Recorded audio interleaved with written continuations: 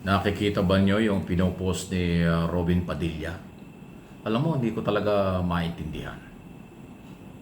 Bakit kaya si Robin Padilla hindi pa rin until now tumatayo at naninindigan bilang senador ng Pilipino, senador ng Pilipinas? Hindi siya senador ng mga Duterte lamang. Hindi siya senador ni Digong Duterte lang. Bakit hindi niya alam yun? Grabe. Alam niyo kung bakit? Nabasa ko yung pinupost niya. Na para daw sa inang bayan ang kanyang resolution. Para daw sa mamamayan ang kanyang ginagawa. Alam niyo yung kanyang resolution? Layunin na pauwiin si Duterte mula sa dahig ICC. Ay alam mo, Robin Padilla, hindi ka ba nagkukonsulta sa mga tao mo? Wala ka bang legal advisor? Or media advisor? O nakakaintindi ng proseso? Kasi suntok naman sa buwan yan eh. Si Duterte hindi na control ng Philippine government. Kahit ang Korte Suprema ng Pilipinas, kahit ang ating mga batas, at kahit si Pangulong Marcos, wala nang magagawa dyan. Ang magagawa lang ng Pilipinas hanggang apila, hanggang press release, hanggang interview lang. Kasi wala tayong jurisdiksyon sa kaso ni Duterte.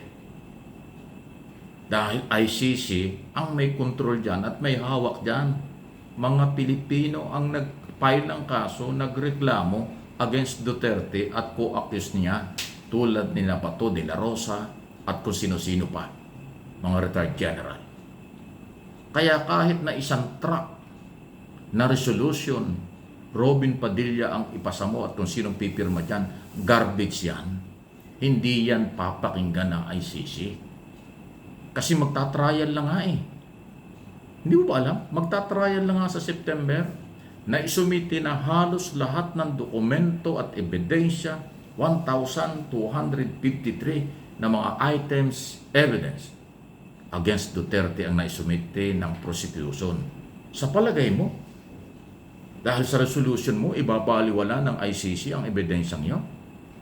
Ibabaliwala ng ICC ang kanilang jurisdiksyon at obligasyon litisin sa crime against humanity si dating Pangulong Duterte? Kahit hindi abogado, naiintindihan yun eh. Pero ikaw, Mr. Robin Padilla, bakit hindi mo naintindihan? Pinipilit mo na para sa inang bayan ang resolution. Hindi nga papansinin yan eh. Kahit maglupasite ka pa sa Senado, kahit pumirma pa ang 24 senador, walang mangyayari dyan.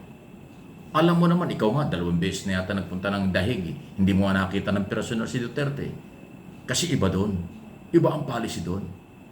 Kamag-anak lang ang pwedeng makadalaw ng personal kay Digong Duterte. Ikaw nga, hindi mo nakikita eh.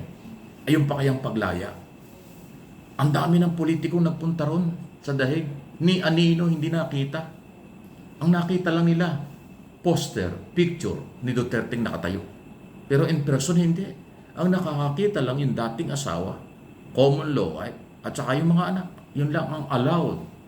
Pinapayagan ng ICC security. Doon pa lang, alam mo nang iba doon eh, mahigpit doon eh. Ayun pa kayang resolution, pagpapalaya. So ano ito, paawa. Ang galaw mo, resolution ng pagpapaawa. Ang galaw ni Mrs. Elizabeth Duterte at Vice President Sara Duterte, ang inulutang nila butot balat na, pero healthy raw. Paano ba nangyari yun? Paano naging healthy kung butot balat? At ang gimmick pa nga ngayon eh, hindi na daw magpapauwi, huwag na daw ang hiling daw ni Duterte, pag siya namatay doon, kung ano man ang dahilan, huwag na daw iuwi siya. Abo na lang. Kikremate na lang doon. Isipin mo yung mga ganyan. Resolution para palayain, tapos ngayon ang pinag-uusapan, pag namatay, huwag na siyang iuwi. Ano yun? Hindi ba halatang parang drama ang lahat ng ito? Ako, ulitin ko, sinabi ko sa dati ko ng mga video at maging sa telebisyon, hangad ko mga kaibigan bilang Pilipino, bilang political blogger, bilang media, humaba ang buhay pa ni Duterte. Para naman kanyang maipagtanggol ang kanyang sarili sa gagawing trial sa ICC. Kasi mahirap po yung mawala siya nang hindi pa nagtatrial.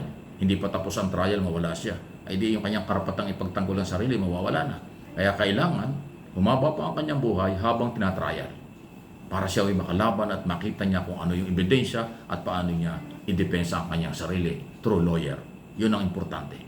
Pero ngayon na parang pinapalabas nilang butot balat na, nagpapaalam na, puro drama, puro paawa eh.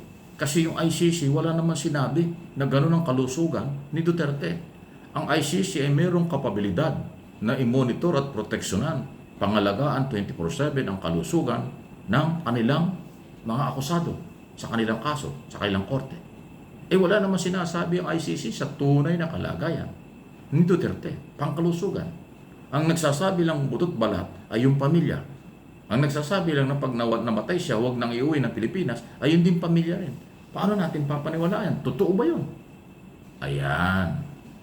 Ang dapat yung hilingin, Robin Padilla at iba pa dyan, sa halip na resolution para palayain, ang dapat yung hilingin, ilabas ng ICC ang tunay na kalusugan, kalagayan ni Duterte sa kulungan. Siya ba'y healthy pa? Siya ba'y talagang butot balat na? Siya ba'y ano ba talaga ang kalagayan niya? Yun ang mas maganda, palagay ko, pagbibigyan kayo. Kasi obligasyon ng ICC, pangalagaan siya. Dahil nga, ang ICC nga nagbibigay at tumatanggap ng mga reklamo tungkol sa human rights violation. So, siyempre, yung karapatang pantao ni Duterte, kikilalin, papangalagaan yun. Yan ang challenge natin. Yung pamilyang Duterte, Maka Duterte, DDS, kasama ka Robin Padilla, yan ang i-challenge nyo. Sulatan nyo, mag-request kayo sa ICC na ilabas ang tunay na kalusugan ng dating Pangulo para malaman ng publiko kung ano talaga. Kasi nakakadudang puro drama itong inyong mga pinagsasasabi. At tapos isisisi sa gobyerno, ay ang gobyerno wala nga magagawa. Kahit sino nagsabi, wala ng jurisdiction ang Pangulo Marcos at the Philippine Authority, Philippine Government. Kasi hindi tayo member. Bakit ba tayo hindi na member? Kasalanan ni Duterte kasi nag-withdraw. Kaya wala na tayong pakialam. Kasi kung tayo ay membro dyan, malakas pa rin ang boses ng Pilipino at ng Philippine Government. Kung member tayo. Hindi na nga member eh. Nag-withdraw nang wala sa lugar eh. Na hindi nga alam ng mga Pilipino, nag-withdraw si Duterte ng mga panahon yun eh. Siguro sa takot nga dahil doon sa iso ng tukhang-tukhang. Pero bandang huli pala, lalo pag napasama. Kasi nawala na yung karapatan ng Philippine Government dahil sa nangyari. Ayun po yan. Okay? So, drama, paawa, resolution, mukhang suntok sa buwan. Yung mungkahi ko na sinasabi ko, voluntary yun ang gawin nyo.